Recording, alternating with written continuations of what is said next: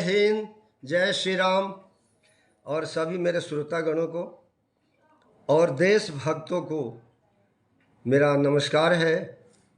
माननीय देश प्रेमियों, आज बड़ी सुर्खियों में आजकल सुन रहे हैं आप, एक गद्दार नेहा सिंह राठौर जो बिहार की है, रहती है लखनऊ में, और वो जो है देश के साथ गद्दारी कर रही है। जल पहलगाम में 26 हिंदुओं का हत्या हुई, 26 मां बहनों का मांग का सिंदूर धोया गया। साथियों, ये सुनकर हमारे आंखों में आंसू आ जाता है। ऐसी घड़ियों में जब देश के सामने युद्ध की स्थिति हो, तब उसने पाकिस्तान को सर्टिफिकेट दिया कि ये पाकिस्तान ने नहीं किया है, ये तो बिहार में चुनाव आया है इसलिए मोदी जी ने करवाया है। साथियों, आप सब बताइए ऐसे गद्दार के साथ क्या करना चाहिए। मैं ये चौथा अब गीत मैं लिखने जा रहा हूं। मैं हूं गीतकार पूर्व सैनिक ललन चौबे। साथियों, मैंने भी राष्ट्रभक्ति रूपी पौधे में थोड़ा बहुत पानी तो जरूर डाला है। मैं पूर्व सैनिक हूं, मुझे कैसे बर्दाश्त होगा आप बताइए। और उसमें भी इसने जो दुनिया का सबसे सामाजिक एक स्वच्छ पावन संस्था आरएसएस है, आरएसएस संस्था के ऊपर इसने कार्टून बनाई, आरएसएस के गणवेश का कार्टून बनाई इसने, जो कि विश्वव्यापी संस्था है। केवल भारत में 65 लाख से ज्यादा संख्या है, जिस संख्या पर आज तक कोई आरोप नहीं लगा, किसी भी एक इंडिविजुअल पर आज तक कोई एफआईआर तक नहीं है। ऐसे संस्था को इसने कार्टून बनाई, उसके गणवेश का, उसके पोशाक का। इसको कभी भी माफ नहीं करना है। मैं सभी आरएसएस कार्यकर्ता को और सभी राष्ट्रभक्तों का आह्वान करता हूं कि इसके दुष्कर्म को उजागर करते रहना है, और ये राजनीतिक इच्छा से कर रही है। और मैं मानता हूं साथियों, जैसे कन्हैया कुमार को राजनीति में जगह मिला, ऐसे इसको भी मिलने वाला है। लेकिन जैसे कन्हैया कुमार को आज तक सफलता नहीं मिली, देशवासियों में हाथ जोड़ के कहता हूं, ऐसे देशद्रोही गद्दार को सफलता नहीं मिलना चाहिए। और मैं कसम खा के बोलता हूं, अगर इसको राजनीति में जगह मिला, जहां से चुनाव लड़ेगी, मैं पूरा चुनाव में अपना योगदान दूंगा इसके खिलाफ। और सभी कार्यकर्ता वहां पर आना है जहां से इसको टिकट मिले। तो लेक्चर बहुत बड़ा हो गया, 4 पंक्तियां हमने लिखा है। आइए सुनते हैं। भोजपुरी में काबा काबा काबा काबा करती, बिहार में काबा, भोजपुरी में काबा। तो मैं भी भोजपुरी में ही गा रहा हूँ। मैं भी भोजपुरी मिट्टी का ही जन्म लिया हूँ, लेकिन ज़्यादा मैं अभी तक हिंदी में भजन और सामाजिक गीतें लिखता था। मेरा यूट्यूब में चैनल है चौबे जी श्री राम के दीवाना। हमारा बड़ा इतना चैनल नहीं है, लेकिन आप देख सकते हैं हमारी तुकबंदी में कोई हाथ नहीं पकड़ सकता। और विषय देखिए उसमें, और मैंने कोई भी गलत नहीं लिखा, लेकिन आज मुझे कीचड़ पर पत्थर फेंकना पड़ रहा है। हमारा एक मजबूरी है, वो एक कीचड़ है। आइए सुनते हैं।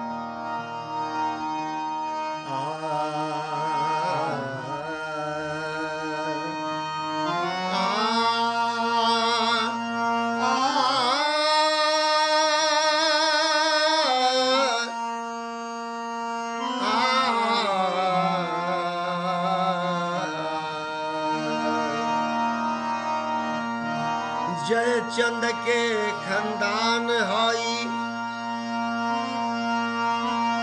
बचपन के कर बिगड़ल समान हा। पैसा के लालच में कर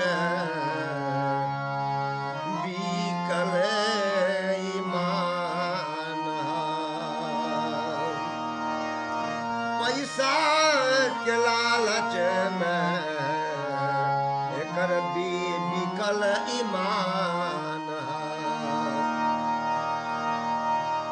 तो बड़ी पुराना धुन बा भोजपुरी में। और दुश्मन से यारी और देश से गदारी कैसे भाला होई। हो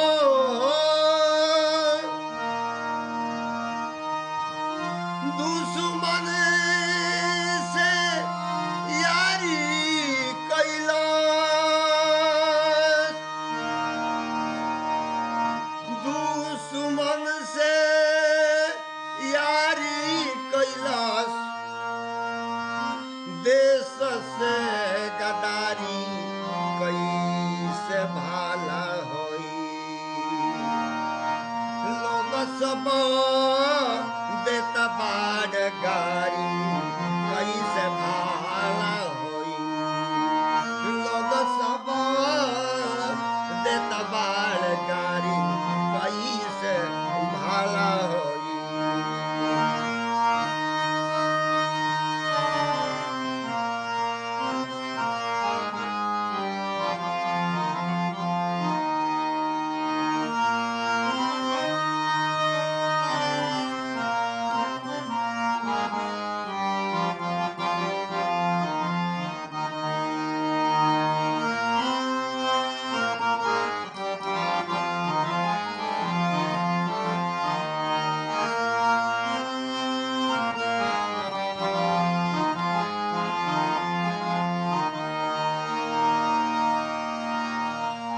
अरे कौन शैतान के हवे पैदाइश, कौन शैतान के हवे जान माई।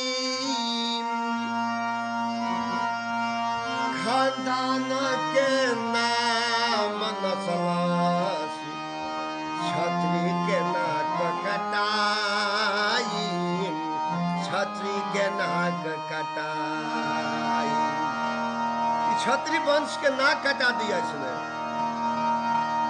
और खानदानों के नस्ल छतरी के नाक कटाई, छतरी के नाक कटाई। और काबा काबा करे रोजम, और काबा काबा। देखिए मैं नहीं कहूँगा, इसीलिए लोगों ने कहा कि यूपी में क्या बात है, यूपी में तो भतार बात। लेकिन माफ कीजिएगा भैया, मैं नहीं कहूँगा, मुझसे नहीं कहा जाएगा ये। अरे काबा काबा करे रोजम, अरे कोई सन अनारी कैसे भाला होई। अरे काबा काबा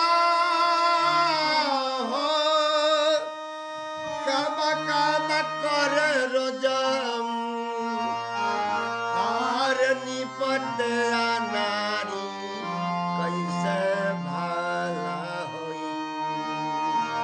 लोग सब देता बाड़ गारी कैसे भाला होई। लोग सब देता बाड़ गारी कैसे भाला होई।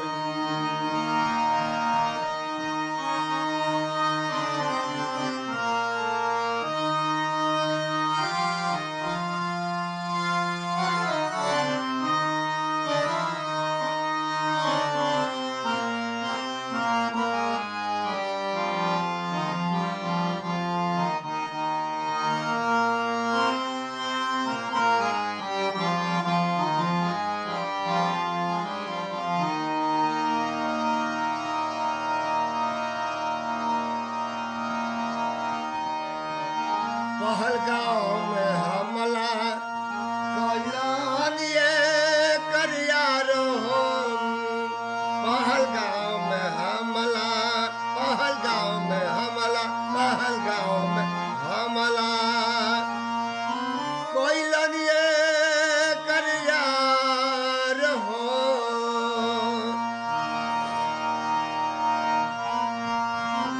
अरे ठुमका लगा के कहे कैलन मोदी जी चौकीदार हो, मोदी जी चौकीदार हो।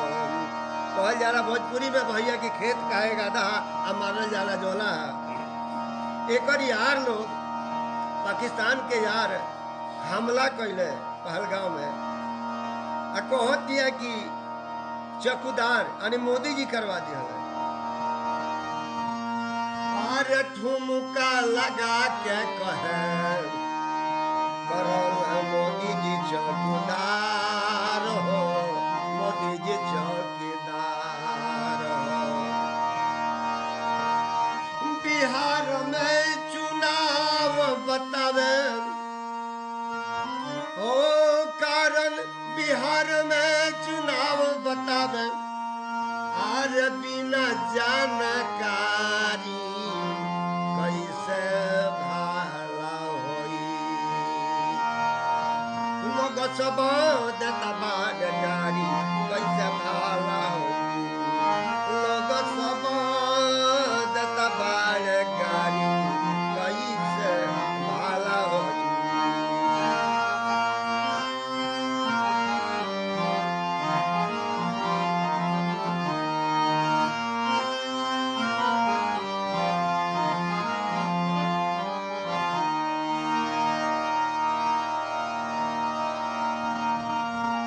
काबा के अलाव एकरा नइखे कौन ज्ञान हो। काबा के अलाव एकरा नइखे कौन ज्ञान हो। दुश्मन से पैसा खा के बनल बिया दान हो, बनल बिया दान हो।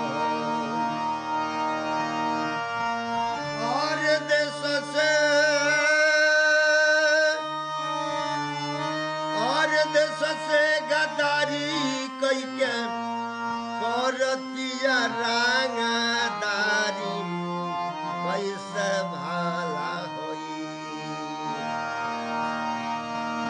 और देश से गद्दारी कई के करतिया रंगदारी कैसे भाला होई। लोग सब देता बागारी कैसे भाला होई। लोग सब देता बागारी कैसे भाला होई।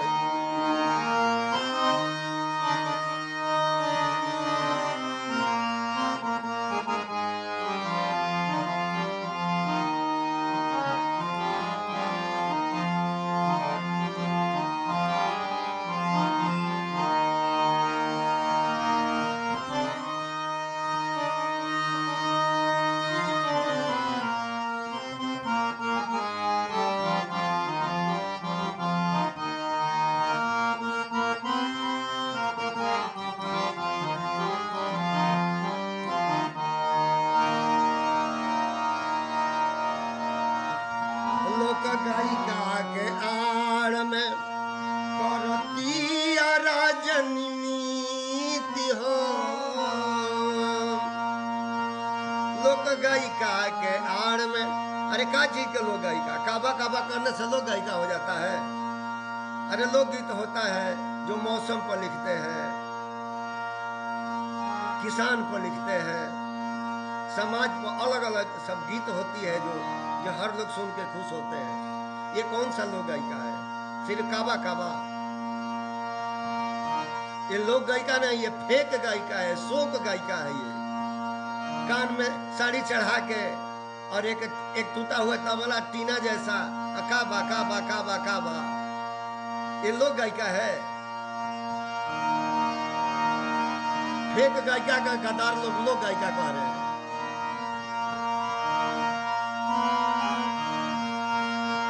लोक गायिका के आड़ में करतिया राजनीति हो।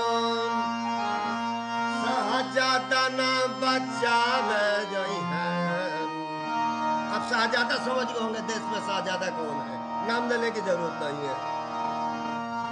सहजादा ना बचावे गई है जाइए कदी नदी हो जाइए कदी नदी हो अरे सहजादा ना बचावे गई है जाइए कदी नदी हो जाइए कदी नदी हो और हराम का पैसा काम न आई हो हराम के पैसा काम न आई हराम के पैसा काम न आई जब आई हुई हुकुम सारा कारी पैसे भाला होई और हराम के पैसा काम न आई जब आई हुकुम सारा कारी पैसे भाला होई लोग सब देता बाढ़ गाड़ी पैसे भाला होई यहाँ चौगुन बजेगा अरे लोग सब देता बाढ़ गाड़ी ये कर कैसे भाला और दुश्मन से यारी कैलस देश से गदारी कैसे भाला दुश्मन से यारी कैलस देश से गदारी कैसे भाला होई लोग सब देता बाढ़ गाड़ी कैसे भाला होई लोग सब देता बाढ़ गाड़ी कैसे भाला होई लोग सब देता बाढ़ गाड़ी कैसे भाला होई।